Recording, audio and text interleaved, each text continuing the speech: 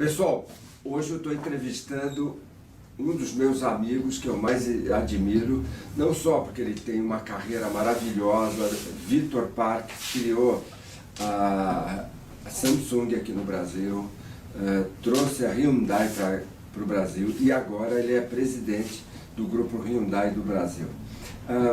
Vitor, primeiramente, obrigado por você estar aqui com a gente, com a nossa turma. Vitor, como é que a tua cabeça funciona para para tocar um negócio? Assim, quais são as suas regras de gestão de um negócio para essa moçada que está ali querendo, nossa, Samsung, Hyundai, e às vezes o sujeito está tocando ali um escritório de contabilidade, está tocando um escritório, um restaurante, uma pizzaria, delivery. O que você fala para a turma? Uma das coisas que eu fiz e funciona muito bem, eu confio nas pessoas que eu empreguei. Eu realmente delego, e não é que é delegar e ficar enchendo o saco para ver se foi feito da forma correta, mas eu passo para ele a responsabilidade. E eu entendi uma coisa também, aquela velha história, muita gente não delega porque ele fala, pelo tempo que eu vou explicar para delegar, eu faço melhor. Mas eu entendo uma coisa, que a primeira vez não precisa ser tão bom, precisa ser o suficiente. E a segunda vez ele vai melhorar, a terceira vez ele vai melhorar, vai chegar uma hora que ele vai ser melhor do que eu. E aí é o outro lado, eu admiro e aplaudo quando a pessoa é melhor do que eu. E o meu sonho é ter todo mundo debaixo de mim melhor do que eu. Porque e todo mundo pensa e tem muito medo de perder o emprego porque as pessoas ficam melhores que você. Não, eu acho que isso representa muito bem o tipo de líder que você é. E a minha liderança, eu acredito muito bem em ter pessoas debaixo de mim que são melhores do que eu. Eu procuro pessoas melhores do que eu e eu tento criar esses talentos. Eu incentivo que eles sejam melhores do que eu, porque o grande segredo do processo é você ser duplicável e aí chegar num ponto onde você não é mais necessário. Então até brinco, mas o menos necessário que eu sou, mais tempo de golfe eu tenho para poder jogar. Então, e muitas pessoas não acreditam nisso porque elas têm a insegurança de achar, então eu sou substituível. Não, você não é substituível, porque se você criou uma vez uma equipe tão boa e a empresa prosperou, você não é insubstituível, ou substituível quer dizer, é porque você chega e você tem outras empresas correndo atrás de pessoas que queiram fazer a mesma receita. Então, eu tenho várias ofertas e várias outras empresas sempre pedindo a mesma coisa, que eu faça a mesma magia que eu fiz numa. E é justamente isso. Eu quero criar tempo para mim. Então, eu tive uma pessoa que eu conheci, uma das pessoas mais ricas desse mundo, e ele me deu essa dica. Ele falou assim, eu não vejo o quanto essa pessoa é boa pelo que ela fez, mas sim pela quantidade de tempo livre que ela tem fazendo o que ela faz. Isso me marcou muito e eu entendi que todos nós nascemos com 24 horas por dia, rico, pobre, e como você maximiza essas suas 24 horas, isso é a grande diferença de um grande líder ou de um grande empresário com um líder normal. Quando você olha os indicadores, como é que você pilota aqueles números? O que você olha nos números? O que você olha como referência de a empresa estar indo num caminho bom? Para mim, os indicadores, eles não dizem quase nada. Porque os números podem, como eu trabalhei também em banco, os números podem ser trabalhados da forma que a gente vê o que a gente quer nos indicadores. O maior problema que nós temos, digamos, até digo no Brasil, nós somos orientais, o Japão, a Coreia, até a própria China, eles manipulam o câmbio monetário para ter um dólar valorizado, porque eles focam na exportação. Então é que por muito tempo o Japão foi o maior comprador da dívida externa americana para continuar mantendo o dólar forte, agora é a China. E o Brasil ainda vem com aquele sonho de ter o dólar paranho ao real, por quê? Porque ele tem aquela miopia de pensar nas compras do final do ano em Miami, que Disneylandia vai ficar barata vai ficar cara para eles. Então, um país que tem essa miopia nos números, não tem como você chegar e querer pensar em exportação. E o Brasil é um país que deveria focar em exportação, não em importação. E a mesma coisa quando eu vejo meus números da minha empresa, quando eles me mostram, nós crescemos X%, nós diminuímos em não sei quantos por cento. Eu sempre pergunto o famoso porquê, me explica o porquê. E daí começa o fio da meada, que eu vou seguindo até entender o que causou esse número e quanto tempo vai me durar a mudança desse número para cima ou para baixo.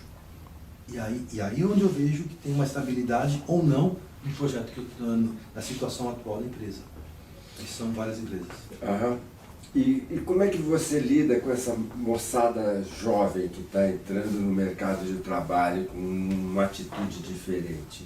Como é que você observa essa turma?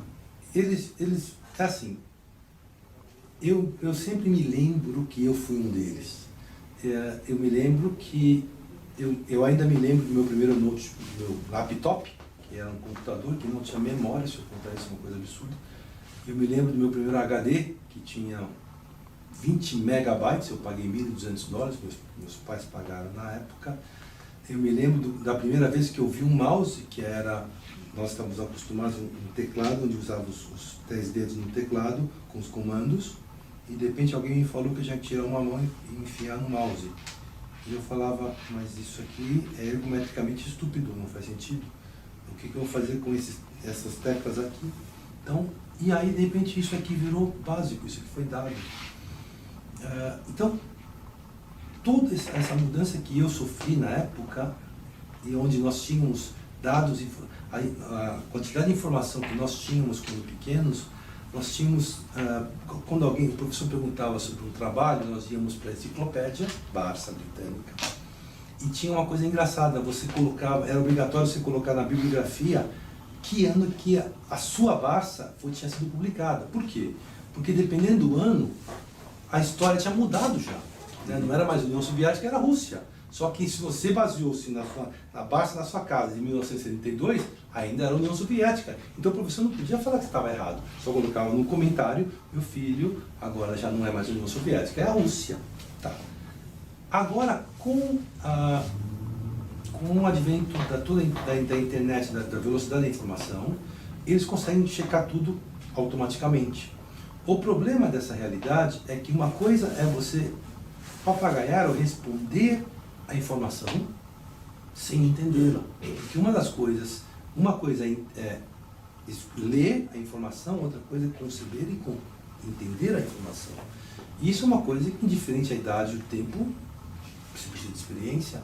Então eu vejo a nova geração vindo, eles são muito mais rápidos, eles têm um processo mais imediatista, só que tem alguns trabalhos que eu não preciso de imediatismo, eu preciso de paciência, eu preciso de uma pessoa ponderada que sente e me calcule.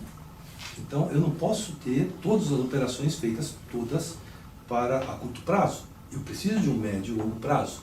E quando eu pergunto para ele o que é longo prazo para ele, ele me fala 2 anos, e quando eu falo que o longo prazo é um projeto de 15 anos, eles me acham que eu sou um louco.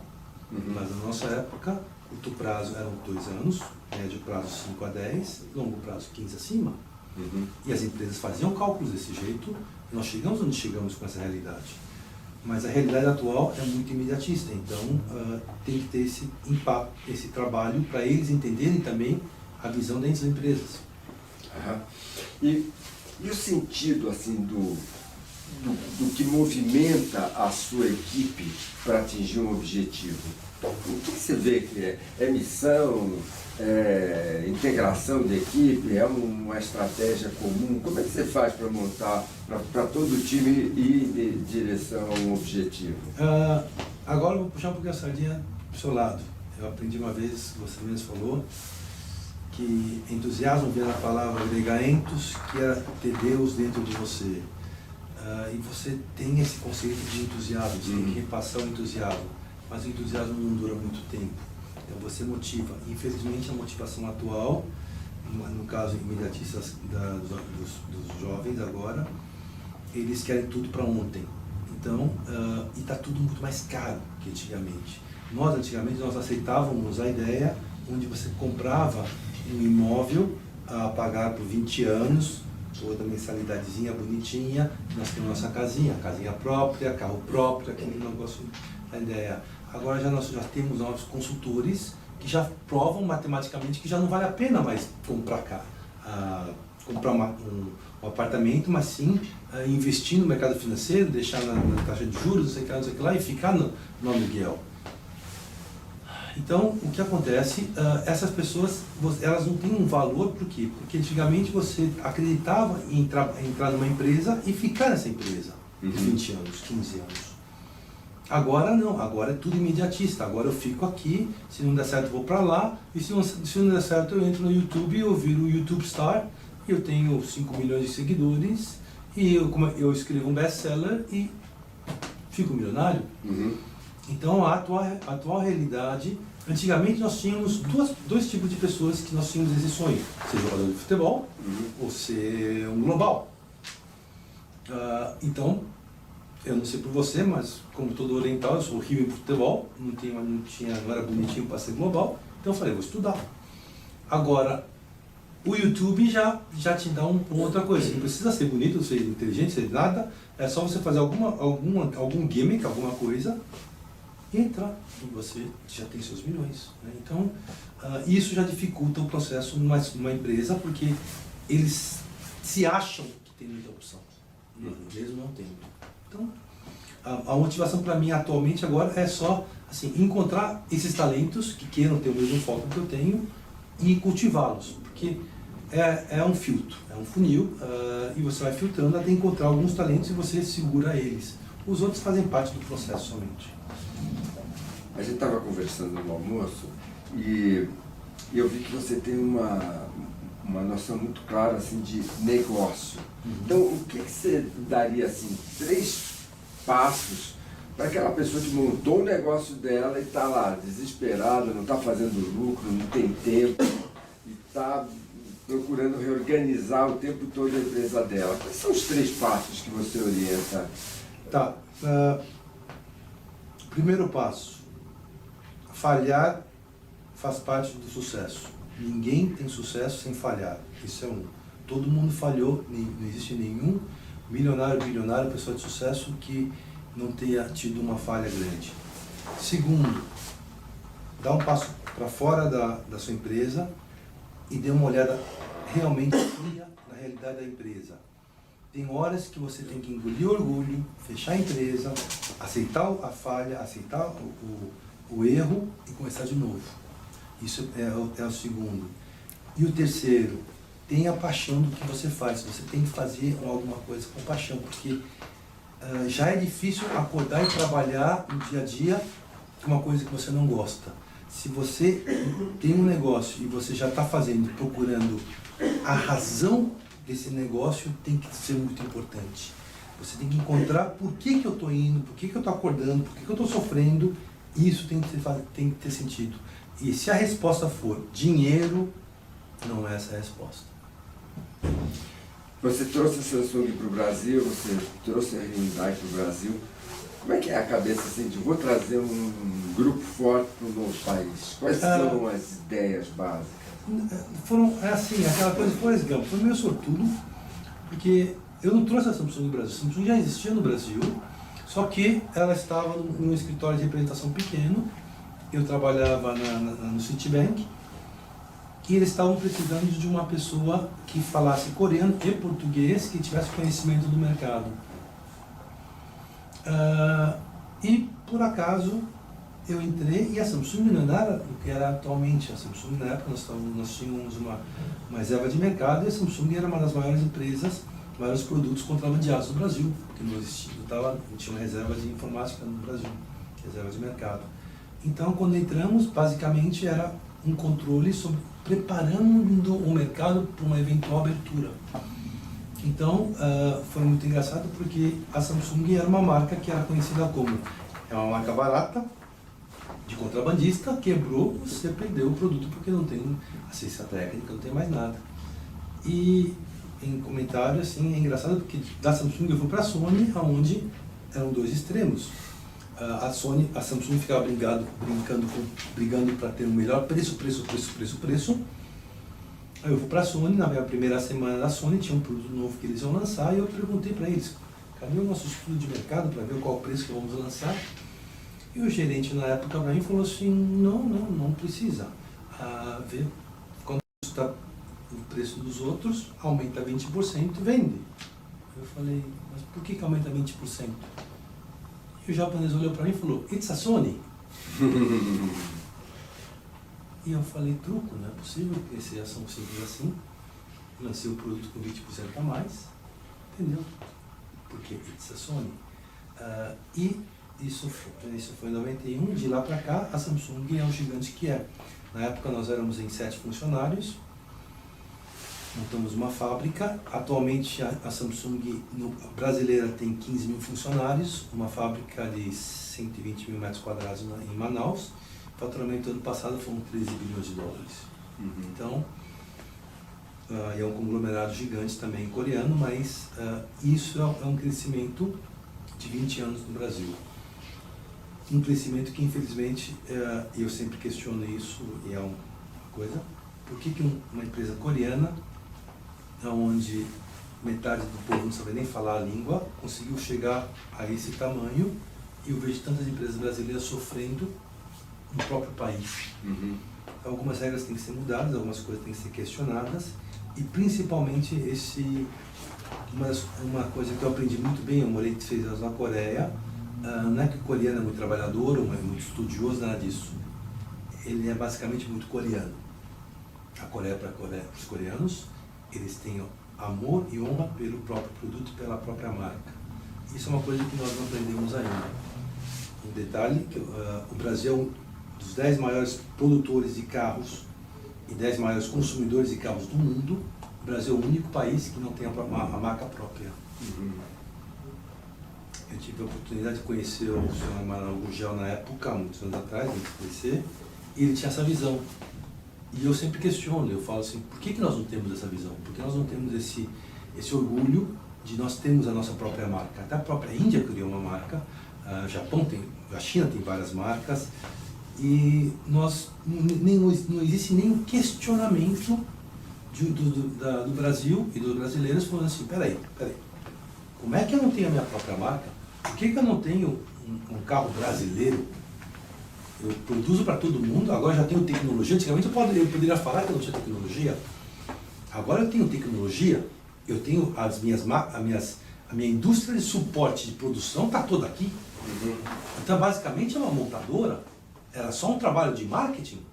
Designers? Não temos designers. A Bentley, que é um dos carros mais lindos do mundo, o design da Bentley de um brasileiro. Que interessante. Entendeu? Então, não é nem falta. Temos motores, temos câmbios, nós temos X marcas de câmbio, X marcas de motores. Não, é basicamente uma montadora. É querer e ter orgulho dos brasileiros comprarem um produto brasileiro. Né? E isso é uma coisa que eu questiono muito no Brasil. O próprio governo e a própria realidade brasileira, eles incentivam a entrada de grandes empresas, que nem a Hyundai, mas eles não promovem e não protegem a indústria nacional. Então isso é uma coisa também que tem que ser falada. Se o grupo comprar